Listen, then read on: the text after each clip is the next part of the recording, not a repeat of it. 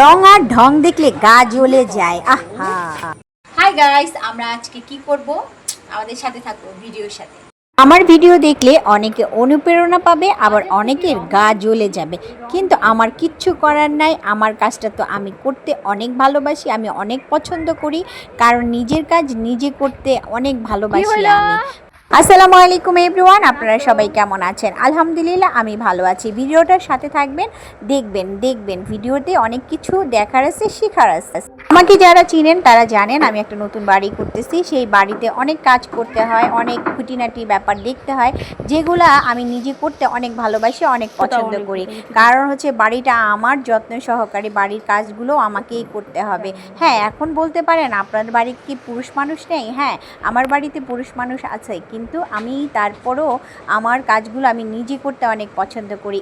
ছোটোবেলা থেকে আমার ভিতরে একটা জিনিস কাজ করে, যে আমার নিজের হাতে আমি নিজে সুন্দর করে আমার একটা স্বপ্নের বাড়ি সাজাবো, একটা স্বপ্নের বাড়ি করবো। তো যাই হোক, অনেকের অনেক রকম সামর্থ্য থাকে, কিন্তু সব রকম সামর্থ্য সবার থাকে না। মন চাইলেও অর্থনৈতিকভাবে অনেক কিছু করা যায় না। তো যাই, আমি আমার মতো করে আমার স্বপ্নের বাড়িটা আস্তে আস্তে তিল তিল করে একটু সঞ্চয় করে তারপরে এই বাড়িটা করার চেষ্টা করছি।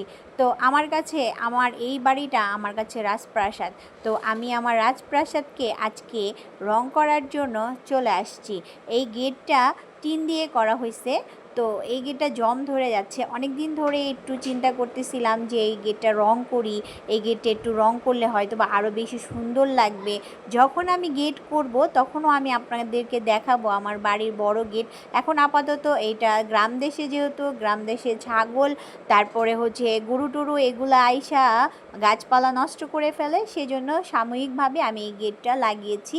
তো এই গেটটা লাগিয়েছি কিন্তু ভালোই হয়েছে আমার কাছে, কিন্তু দেখতেও ভালো লাগছে, কিন্তু রং করলে আরেকটু ভালো লাগবে। তাই ভাবলাম ঠিক আছে, বসে না থেকে তাহলে একটু রং করি, রং করলে হয়তো বা ভালো লাগবে।